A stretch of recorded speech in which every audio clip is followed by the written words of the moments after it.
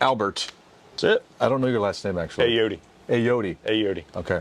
Well, this is the first time I've actually done this anywhere but my house, so I appreciate you having me. Yeah, man. Thanks for coming out. Yeah. Mill Creek Overland. Mill Creek Overland and Mill Creek Automotive. Okay. So what's the story? How did you get into that? Yeah, that's a story, isn't it? I was working actually in this building for another business as their lead mechanic for a couple years. They decided to go out of business. I've been a mechanic for a while, and my wife and I always wanted to start a business, so we just decided to do it our own way. We bought all the equipment and That's awesome. just started going at it. We started Mill Creek Automotive initially. Just general service and repair type stuff on all kinds of vehicles. I've worked on a lot of European stuff, sports cars, that sort of stuff in the past. So we wanted to capture some of that. Yeah, yeah. But I saw an opportunity to get into the overland and off-road space. There's a lot of truck shops out there, a lot of Jeep shops, that sort of stuff, really niche, specialized shops, but nobody was really marketing towards the overland crowd, and I saw it as an emerging market, right? That's kind of just really kind of taken off in the past, I don't know, what, 5 years, something like that? Yeah, I mean, okay. yeah, 5 or 10 years. What do you think? Overland stuff. What do you think it is? Is it just like a newer form of off-roading, I guess? It is, but overland travel is, it's become a little cliche recently, but it really is about going out and experiencing the outdoors, and adventuring, and it sort of encompasses a lot of different stuff, right? So you'll see a lot of overland guys that mountain bike and they'll hunt and they'll fish and do all this other stuff. So there's all these like activities that are adjacent to the off-road travel side of things, but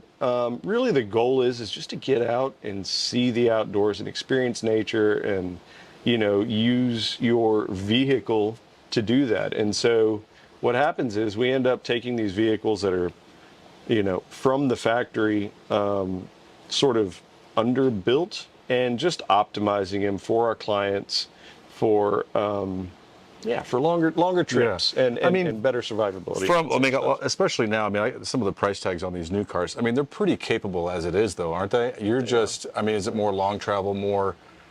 Some of it is suspension stuff, but I'll be honest, some of these vehicles that are coming out now have such awesome suspension stuff from the factory that there's not a lot of tweaking needed with it. Yeah. We can, of course, make things better, but we find ourselves doing a lot of auxiliary battery systems, to run a fridge freezer. Sure, yeah. We're adding lighting that way whenever you are traveling down a trail at night, you can actually see what's in front of you and that sort of stuff, and you're not having to deal with the restrictions of on-road. Certified lighting. And a lot of folks, they're instead of bringing a tent and unfolding it and this and that, they just got one on the roof. Rooftop tents, absolutely. And I guess you're safer up there. Absolutely, and it's more comfortable. Yeah, it's more comfortable. I don't know if you've ever spent the night in a rooftop tent, but those things are awesome. I've spent the night in a tent. Yeah, and it's not awesome. Yeah, no, it's not, especially when you get some inclement weather. Yeah. The whole traveling and experiencing the outdoors is really what overland travel is about, rather than traditional off-roading where the goal is just to see if you can make it up this one really extreme obstacle, and then seeing how much stuff you can break, and then trailering your truck home and that. Well, and that's what I was telling our friend Nick too. Is I got a Scout, right, and I use it, but at the same time I don't want to break it. Sure, it's expensive. Yeah, and so the overland crowd. You do off-roading, but you're not doing, or maybe you are, I don't know, really crazy.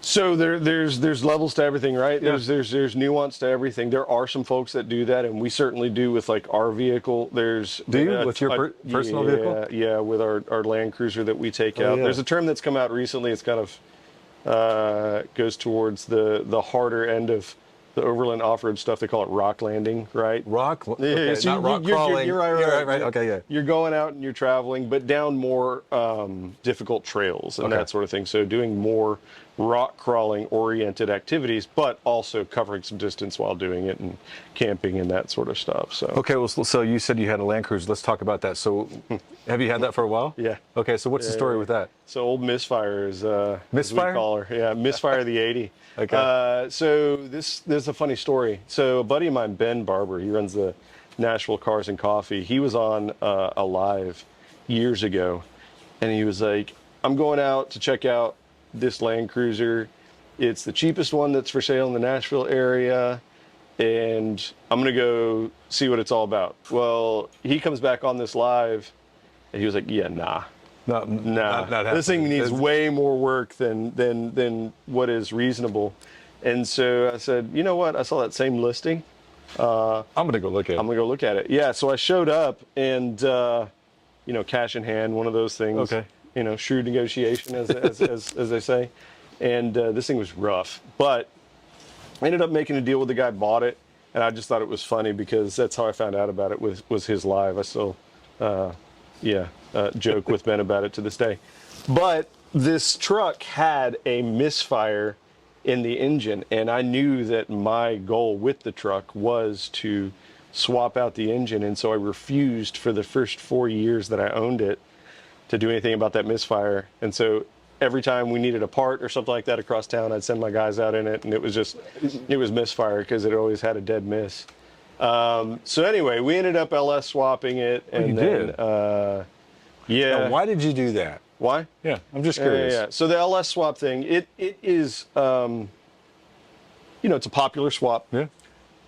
But my thought with the overland stuff specifically is if we're in some small town in the middle of Arkansas or Kentucky or wherever, like, I need an alternator or a water pump. Go to Discount or, Auto and right there. it's easier to find one for an old Silverado than it is an old Land Cruiser. Makes sense. You know what I mean? Parts off the shelf and that sort of thing. So we can just keep rolling. Did you get a lot of crap for that? No, because it's a. So the old Land Cruiser engines, they're bulletproof. It's called a 3FE, the one that came in this Land Cruiser. It's a 91 Land Cruiser. They're tractor engines. They're incredibly reliable, gear-driven timing setup, but they are so slow. They're so underpowered. And How much does that thing weigh? I mean, now, well, well, we can tell me. So factory, because curb weight, I think, is somewhere in the high 4,000. okay, range. what kind of power was it making? Yeah, and it was making less than 200 horsepower. Okay. You know what I mean? Yeah. And so you put big tires, you put some weight in the back, you put all the accessories and stuff in it, and all of a sudden you can't make it up a hill without going to low range on the transfer case. So we did a couple competitive rallies with it like that, but it just wasn't keeping up. It was rough. So we swapped a 5.3 out of a Suburban in it. So it's called an LC9. It's an aluminum block 5.3 LS motor. Put some parts from Brian Tooley Racing. Initially, we went with a 4-speed half-ton transmission, so a 4L65. Okay. We kept having issues with that transmission, man. We kept blowing stuff up. And so we went through like 3 torque converters and did all this stuff. The plan was to turbocharge it. All right. Eventually, we switched gears, supercharged it. So now, yeah. Okay. Yeah. All right. Now You want the power now? Yeah. So we supercharged it. So it's the LC9 5.3 supercharged 4L80 out of a 3/4 ton truck, and just all the cooling in the world. It's running on a Holley Terminator X setup with their big Pro dash. So it's like a 14-inch digital dash. So the dash is essentially set up like a laptop. Man, I can see like all kinds of data on that thing, and being a mechanic, like, I want to see all the pressures and temperatures and all that sort of stuff whenever we're out, so that way I can quickly troubleshoot if there are any issues. Yeah. Or So what kind of power is it making now? Who knows? It doesn't matter. No, Enough. we had it on the dyno, and it was mid 300s on the dyno at the wheels, but that's through a 35-inch tire, the big 4L80 transmission. Yeah. You know what I mean? But that's also on a low boost setting. We've got smaller pulleys where we can crank up the boost. So Well, so I asked our friend Nick this too. So now I know you're in the space and you have the capability to do anything. Yeah. If money was no option and somebody gave you a blank check, what would you build? what would we build? That's a good question, man. That's a good question. I mean, I love these 80 series Land Cruisers. I think our next project is going to be to take one of our 80 series with the newer motor that they came with, called a 1FZ. Shared a lot of the architecture with the famous 2JZ motors from Yeah, the I've heard it. Supras. Yeah. Throw a big turbo on it, keep the build kind of lightweight, and go out and do a bunch of burnouts. Well, because with the 80 series, right? I mean, you're still going to have air conditioning. You're still going to have leather, right? You're still going to have all the comforts. Yep. Right? Yep. But it's still very capable. Very, very capable. Yeah, the drivetrains were so capable on those things, man. The axles were super robust. The way the chassis were set up, they did it really well. What do you think of the new ones? They're cool, but I don't know, man. They have to grow on you, We'll see. right? Here's the thing. Here's the grows. thing about Toyota, right? And I tell a lot of guys this stuff right now. Like back in the 80s and in the early 90s, Toyota was never known for either the size of the vehicles or the amount of power that they put out. What they were known for was being reliable, like to hell and back reliability. Yeah. You know what I mean? Take them out, beat them up, you know you're going to get home. And so I sort of feel like this newest generation with the 250 Land Cruiser, the new Tacomas, the new 4Runners are sort of hearkening back to that, right? Where they're not as focused on the power output or the overall size of the vehicle. They downsized everything, gave it a hybrid powertrain. People are skeptical about that, but the Prius has been using it for years. Yeah. You know what I mean? So they kind of know what they're doing with that. And I think that's really what we're seeing is them getting back to their roots. And I told you that there's something like, I don't know why, I've never had a Toyota, but the more I talk to people like you and other people in the space, makes me want to get one. Man, But they're expensive. they're expensive. I They're looked expensive. at not the 80, but the one after, I don't know the numbers, but Yeah. it 100 series. It had like 150,000 miles on it. It was like 45 grand. Yeah. And I had a hard time. Yeah. I mean, I know 150,000 miles is probably nothing for that car, but I had a hard time justifying the price for it. Yeah. They hold their value. You know what I mean? If you buy a Toyota, you're not going to lose money in owning it. But there are other brands that are getting competitive, right? Yeah. So we happen to own a new Bronco. Do you? We love it. Do you? We love it. Well, I mean, look, I like them too. They're growing on me because I guess it's just, I'm tired of seeing all the black Jeeps, the black wheels. They all look the same, and it's nice to have something fresh come out. Do you know what I mean? From the factory, 35-inch tires, lockers front and rear, twin turbo V6, making over 300 horsepower. Take the top off on the weekends, throw on the tube doors. Like, it's pretty cool. Yeah, it's pretty you know what I mean? Like, price of entry, is up there, but it's pretty cool, right? From the factory. And so I think Ford kind of saw some of the successes that Toyota was having and is really giving them a run for their money. So like the new Ranger Raptor is kind of the same thing, right? And I saw the new Bronco Raptor too. The new Bronco Raptors are rad. Expensive. I mean, you're talking about like a $90,000 truck. Is that what it is? Yeah. So, you know, it's hard to make that sort of investment and then want to actually go out and use it. You know, maybe the second or third owner. You don't want to scratch it. You don't want to. Yeah, 100%. And that's why, like with mine, I don't think you've seen mine yet. Like, it's drivetrain's new, but the outside, like it's got scratches, and I like it that way because I'm not worried about it. No. Do you know what I mean? And I think that's also the case with like maybe your Land Cruiser. Like you can take it anywhere. It is. And so with the Scout stuff, with the old Land Cruiser stuff, some of the first gen Bronco stuff, like there's sort of this thing that's happening now. I don't know if you follow like the car market with like the Monterey Car Week and all that stuff with collector cars, but resto mods are like where all of the movement is right now. Really? Yeah, there were some like really nice resto mods at Monterey Car Week this past month, and so I think that's gonna make its way over here into the off-road as well. I think so too. You know what I mean? So people are going to take these Scouts and start putting some modern amenities in them.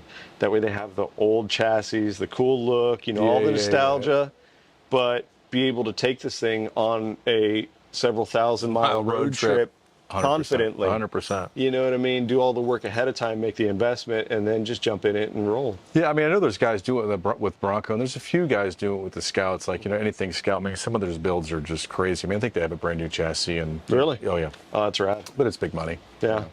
So speaking of big money, they can't see it, but so what's going on above this lift? I've never seen one of those before. Yeah, man, this is one of less than a handful of 79 series Land Cruisers that are in the country right now. A good client of ours has it. It's legally registered, VINed. This thing's rad. So you were okay. So you were saying, okay, it came from Saudi. It looks like a Saudi chassis. If you look at the mirrors, you'll see a bunch of Arabic, and it is left-hand drive. Okay. So kind of makes sense that it would probably have been Saudi. But you have to have two. What? I don't know what the process is, but I'm just saying. You heard. I heard. Yeah. Allegedly, there was a 2020 and 94, so that it could have been imported. I understand. The 94. Take two and make one. Take two and make one. Birds and the bees. Well, because I saw it and I immediately thought it was like a 80. That's what it looks like, but it's a 2020. Yeah. Toyota overseas was still selling these things up until I think they still currently sell them. Yeah. You know what I mean? They're very expensive overseas. And that's sort of the reason why they never federalized them here for emissions and crash regs, is because honestly, nobody here would probably spend the money on such a sort of agricultural vehicle. Sure. Our expectations are so high for like interior amenities, and we want heated and massaging seats and freaking laptops and big screens and stuff like that in there. And so this thing doesn't have it, but what it does have is, again, that to hell and back reliability. Right? And you said it's a diesel V8? Yeah, Okay. Twin turbo diesel V8. So pretty, I don't know, amazing power. Amazing, yeah. Yeah. You look under this thing and it's fairly small, but it is built like a 3/4 ton truck underneath the chassis. Everything is so robust. Kind of drives like one, but that's what you want whenever you never want to have a breakdown. See, and that's with all these new cars. I mean, it's like you get in them and it's like they're all, I'm not gonna say they're all the same, but you've lost kind of that rawness of it, right? Yeah. Like everything's got the nav and the massaging seats, and you just kind of lose the driving experience, right? Or the character. Yeah, absolutely. Everything drives like a sports car now. Yeah. I mean, everything's got 400 horsepower, right? Yeah. It's crazy what we've become accustomed to. I remember back in the day to get, even 300 horsepower out of a powertrain was a big deal. lot. When I pulled up here, I noticed, there was probably, 6 or 7 Land Cruisers or Lexus. I mean, that's really what you guys specialize in, right? And people ask us all the time, what do y'all specialize in? And it's... Overland. Man, I don't know. Yeah, it just looks it's like... weird because I started my career and my sort of passions were in like going fast and hot rodding stuff, right? Like I went to school and I worked for the Lane Motor Museum. And when I got out of school, I said, you know what, if I'm going to be working in the automotive industry and my job is to repair vehicles, I want to be where the cars break often and they're expensive to fix. So I went to work for Audi of Nashville. You know what I mean? I learned like the German stuff, and sure enough, they broke often and they were expensive. After that, I took it into the independent stuff, and we worked on a lot of exotics, a lot of Porsches, that sort of stuff. I've always loved that stuff, but I grew up in South Texas with like cotton fields and open spaces and that sort of stuff. So I love hunting, fishing, off-roading, that sort of stuff. And Mom and Dad always had Toyotas growing up.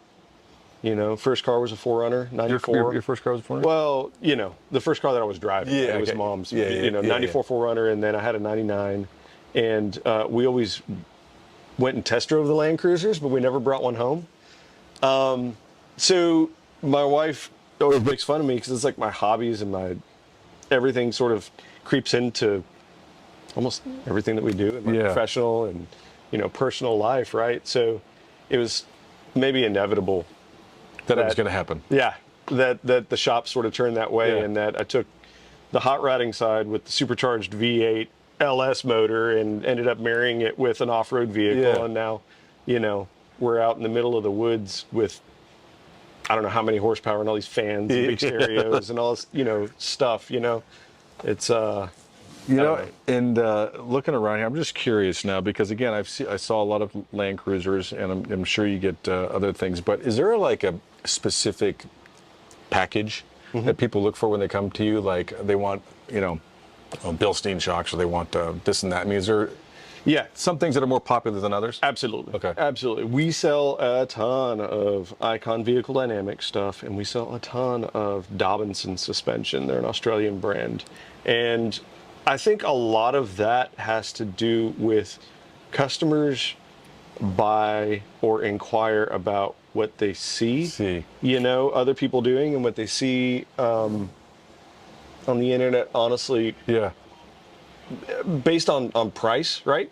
Like they'll see whenever they start Googling 4Runner suspension that a Bilstein 5100 setup is pretty inexpensive, and this will say that's all I really want or need. But then we start talking to them and we say, hey, just for a little bit more, you might want to look at this because it'll get you all of these benefits. And so our big thing that we do here is sort of working to educate our customers and really figure out, if we're going to be entrusted to spend our customers' money, how can we get them the most return, right? Sure. Get them what they're really looking for and not have to make excuses. The automotive aftermarket for so many years has just sold based on price and always sort of had to make excuses for crappy products, man. Yeah. You know what I mean? There was Yeah. always this thing where it was like, well, it rides like a lifted truck. Yeah, that's You true. know what I mean? I've heard that. That's for sure. And that's not a thing. Yeah. That's It's not not a thing. supposed to. It shouldn't be. Yeah. You're spending good money on this stuff, and so it shouldn't ride like a lifted truck. You should be damn proud of how it rides, man. And you should really actually enjoy the way it rides and not have to tell your wife, oh, it's because, It's lifted. This is where it's supposed to exactly. be. No, it's isn't. just cool. It isn't. Let's pick the right parts Make ahead it of work. time. Yes. And let's set it up and make sure that we get the right suspension geometry, make sure that your caster settings are proper, make sure that everything is done the way that it is. That way you can get in this thing with your family, drive at 80 miles an hour down the road. Comfortably, and then you could also Take it out. turn off the road. Exactly. So, I mean, I would think also by looking at the parking lot and looking around here that when you're doing these things, I'm sure there's certain people just doing it because it looks cool, but also people are actually using them. Yeah, absolutely. Absolutely. Our clients, and this is a point of pride for us, definitely use their vehicles. Yeah.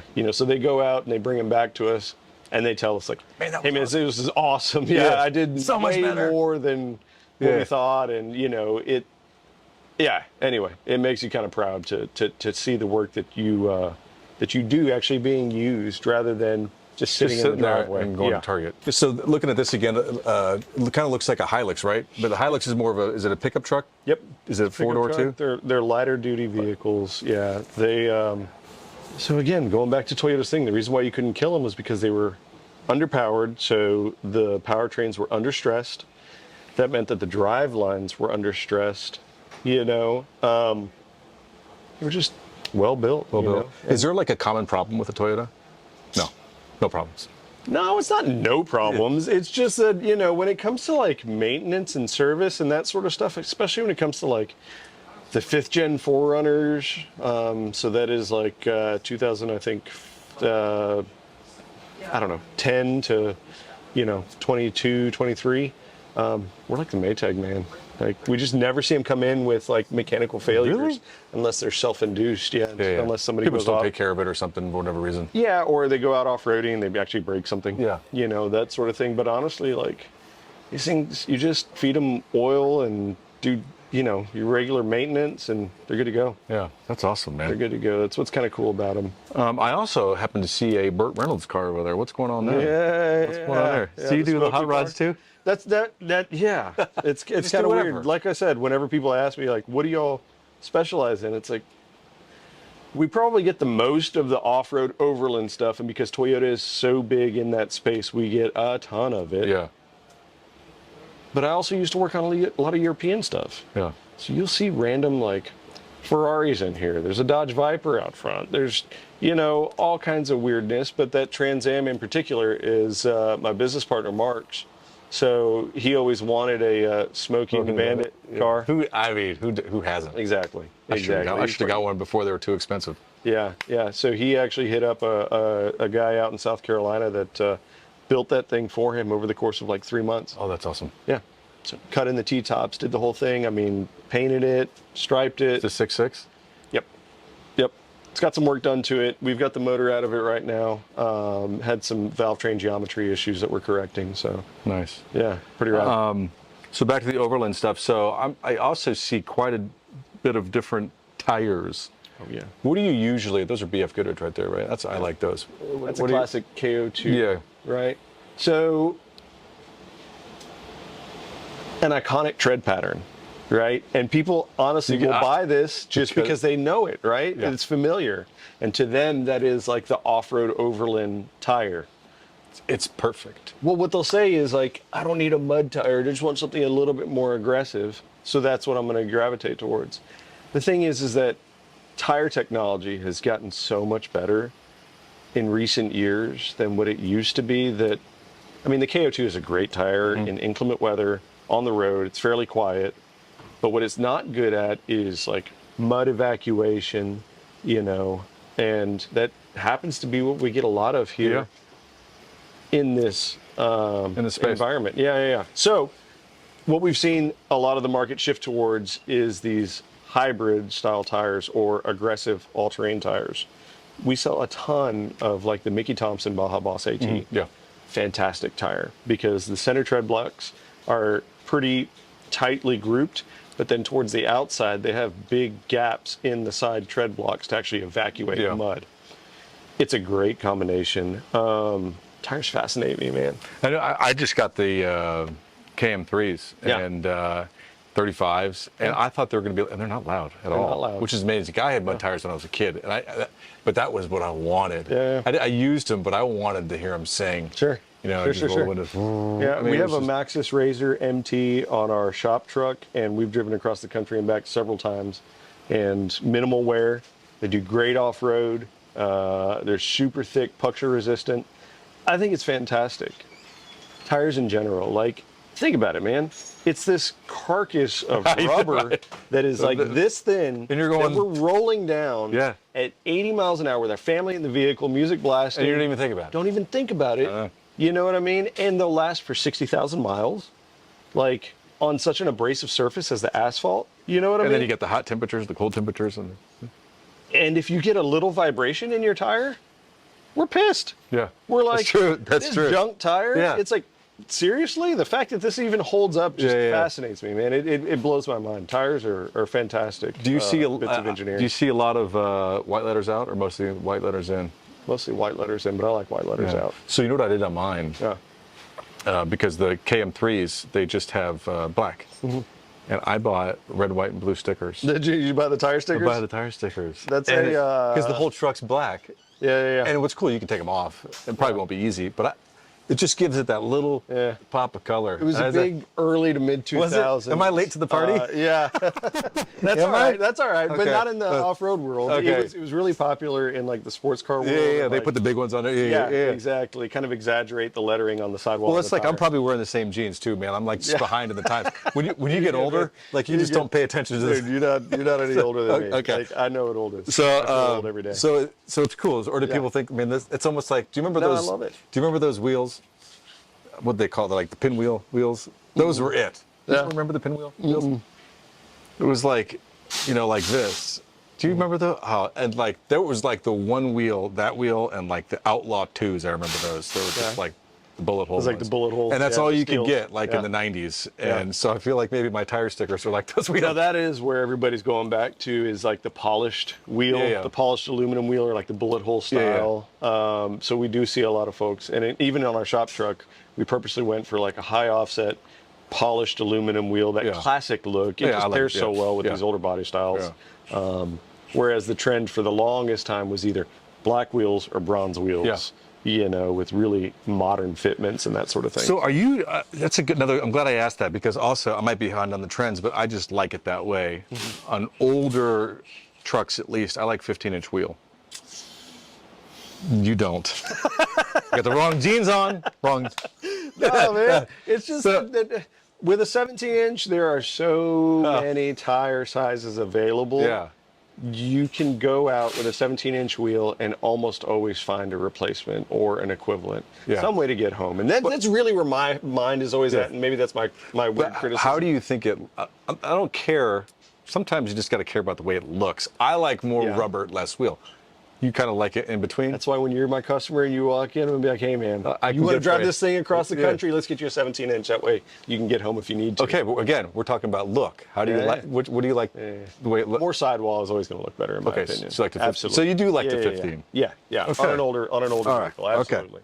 it just looks correct, right? Yeah. It looks period. Yeah. But you would prefer a 17. I would prefer a 17. There's a lot of folks that'll come to us like a new Tacoma, and they're like, I really like the look of a 16-inch wheel. I'm like, that's great.